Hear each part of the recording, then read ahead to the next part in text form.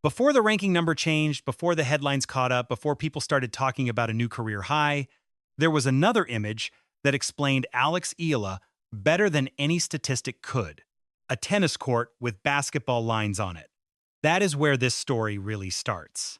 Not on center court, not with Iga Swiatek, not with the live rankings pushing her toward world number 28. With a kid from the Philippines trying to build a tennis dream in a country where tennis was never the obvious path. That contrast is the whole story. On one side, Wimbledon, perfect grass, white clothing, royal boxes, center court silence. On the other side, a young girl learning the game on courts that reminded her every day that basketball was the sport her country understood better. And somehow, Alex Eala crossed that gap. She did not just have a nice week at Wimbledon. She did not just win a few matches and disappear into the draw. She beat the defending Wimbledon champion on center court. She pushed Philippine tennis deeper into a Grand Slam than it had ever been in the Open era. And she moved toward the highest-ranking conversation of her career before winning her first WTA Tour-level singles title. That is what makes this moment so interesting. This is not a finished star collecting the reward for a completed career. This is a player still being built, still learning, still chasing the first major tour breakthrough. And yet, the tennis world is already being forced to look at her differently. So the real question is not just how high Eala can climb after Wimbledon.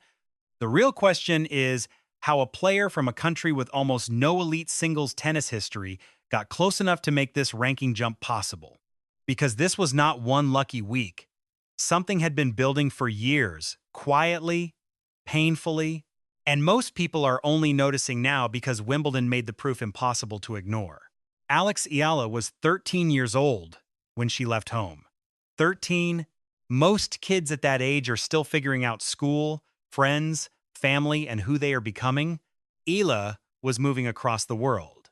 She left the Philippines for Mallorca, Spain, to train at the Rafa Nadal Academy. Say that quickly and it sounds glamorous. Spain, international tennis. A famous academy. A dream with a powerful name attached to it. But for a 13-year-old, glamour is never the whole story. It meant distance. A new country, a new language, a new culture, a new standard, and a kind of loneliness most fans never see. That is the part people skip when they talk about young tennis talent. They see the coaching, they see the academy, they see the polished development path, but they forget the cost. A child does not leave home because it is comfortable. A child leaves home because the dream is too big to fit inside the place where it started. For Eala, that dream came with no guarantee. There was no clear Filipino tennis blueprint to copy. No long line of Grand Slam singles contenders proving this could happen. No national tennis machine pushing her toward the top. Just talent, discipline, family belief, and the uncomfortable truth that potential means nothing until results arrive. That is what makes tennis so cruel. Every year, someone is called the future. Every year, someone has the game, the story, the training, the hype, and every year, most of those stories get stuck somewhere between promise and arrival. For years, Eala lived in that space. People knew she had ability. They knew she had junior success. They knew about the Rafa Nadal Academy connection. They knew she represented something bigger for Philippine tennis. But until a player gets the result that changes the room, everything is still theoretical. People can praise you and still keep you in the future. Promising. Interesting. One to watch. Those words sound nice, but they can also become a box. Eala needed the match that would break the box. Then Wimbledon gave her the hardest possible version of that chance. Round 3. Center court. Iga Swiatek across the net. The defending Wimbledon champion. A 6-time Grand Slam winner. One of the most feared players in the sport. This was not a soft opening into history. This was pressure from the first ball. Swiatek had the resume. Swiatek had the aura. Swiatek had the experience of being expected to win on the biggest stages. Eala had belief, momentum, and a chance most people did not expect her to take. The first set became the kind of test that usually exposes young players. It was tight, heavy, uncomfortable. The kind of set where one loose service game can change everything. The kind of set where champions usually find one opening and pull the match away. And when Swiatek got ahead, the script was right there. The champion settles in. The younger player starts feeling the size of the court. The upset dream gets smaller, point by point. But Eala did not let the set escape. She broke back. She stayed close. She made Swiatek hit one more ball, then one more, then one more. That is how pressure shifts in tennis. Not all at once, point by point. The set reached a tiebreak, and that tiebreak became the hinge of Eala's entire tournament. Swiatek had chances. Eala had chances. Every rally felt like it could decide whether this was going to be a brave effort or a real breakthrough. Then, Eala did the thing that turns a player from promising into dangerous.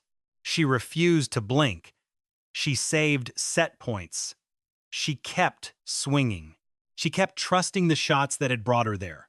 And after all of that pressure, she took the tiebreak 11-9. Pause there. A 21-year-old from the Philippines on center court against the defending Wimbledon champion, winning an 11-9 tiebreak in the biggest match of her career. That is not luck. That is not just the favorite having a bad day. That is a player standing inside the fire and refusing to move. After that, the match changed. The second set did not feel like a miracle. It felt like belief turning into control. Eala looked freer. Swiatek looked under pressure. The court no longer looked too big. The moment no longer looked like it belonged to someone else.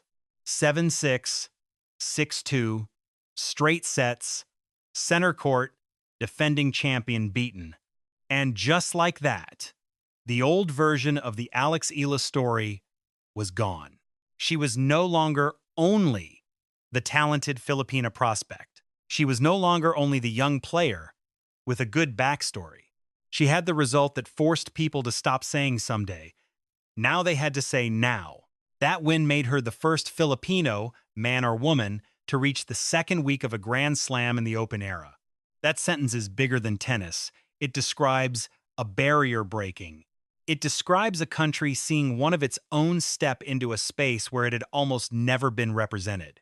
It describes a sport that rarely looks toward the Philippines suddenly having no choice but to look. And Eala's reaction told you how much it meant. She dropped to the grass in tears.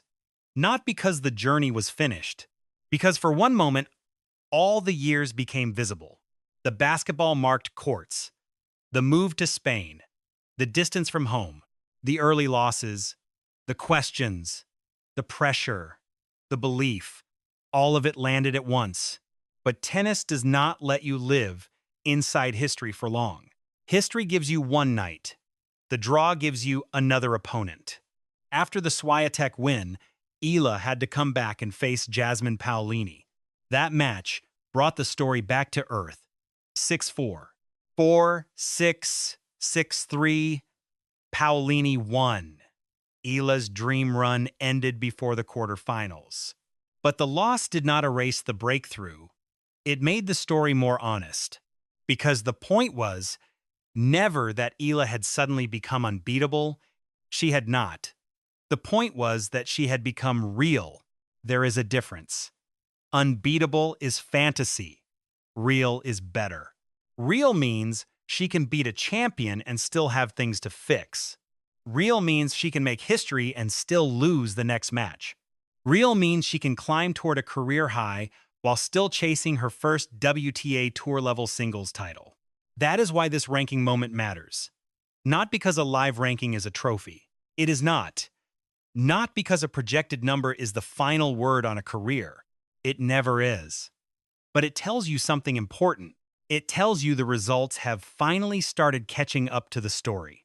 For years, Eala had belief around her. Now she has proof. Proof that her game can live on center court. Proof that she can handle pressure against a Grand Slam champion.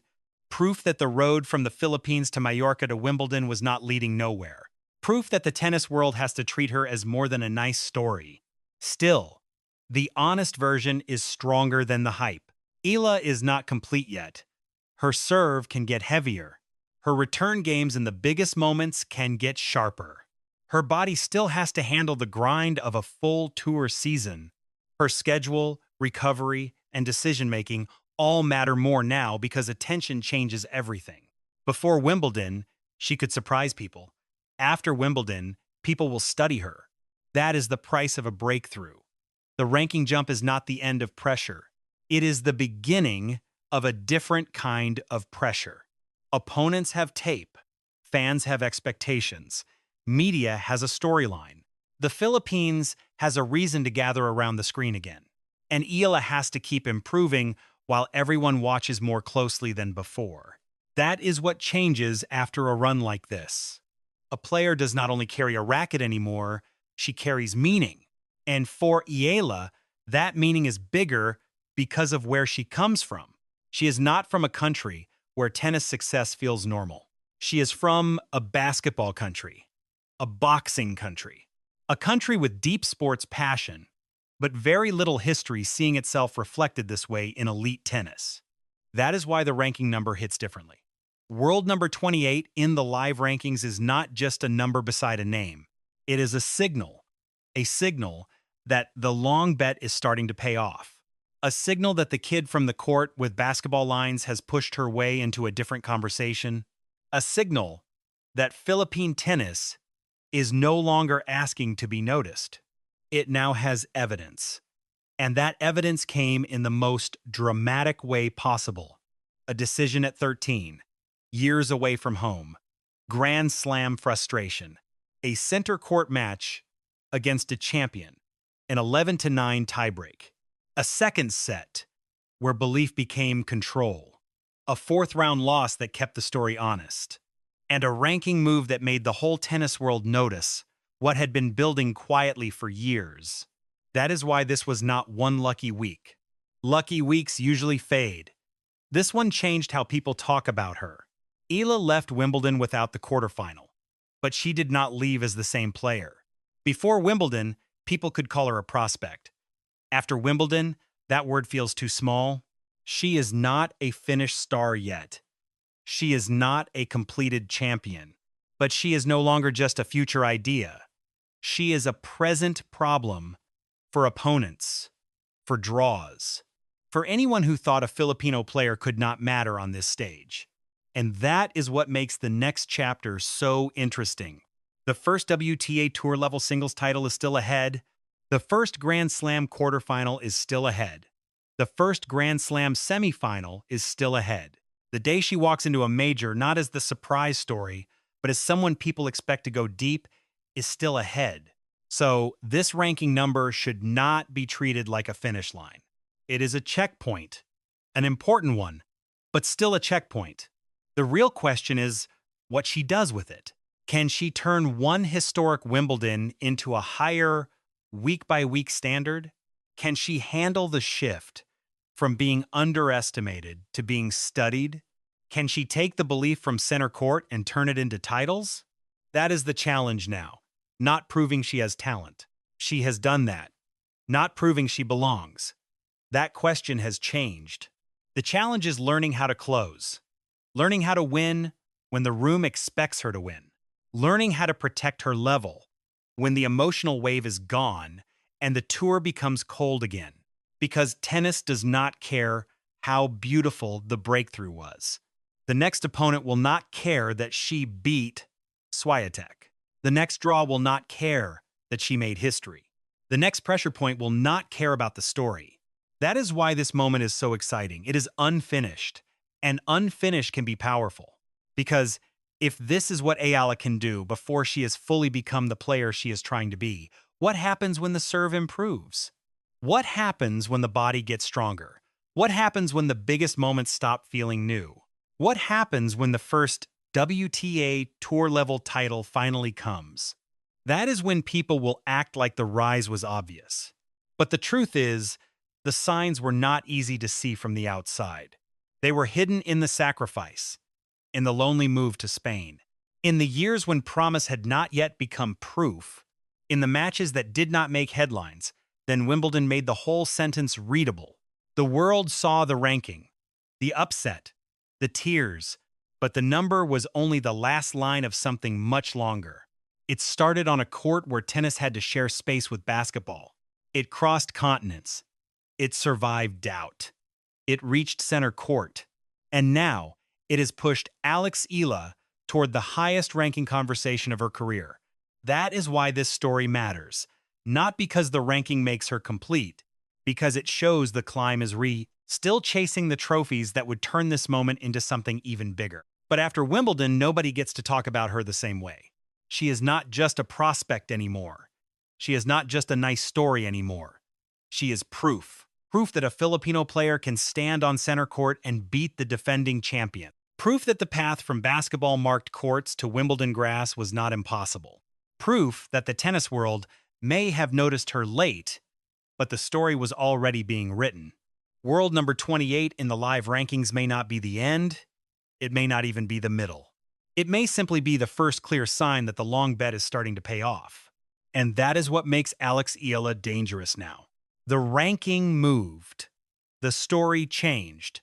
But the most exciting part is still ahead. Because Alex Eala has not finished writing this. She has only made sure the tennis world is finally reading.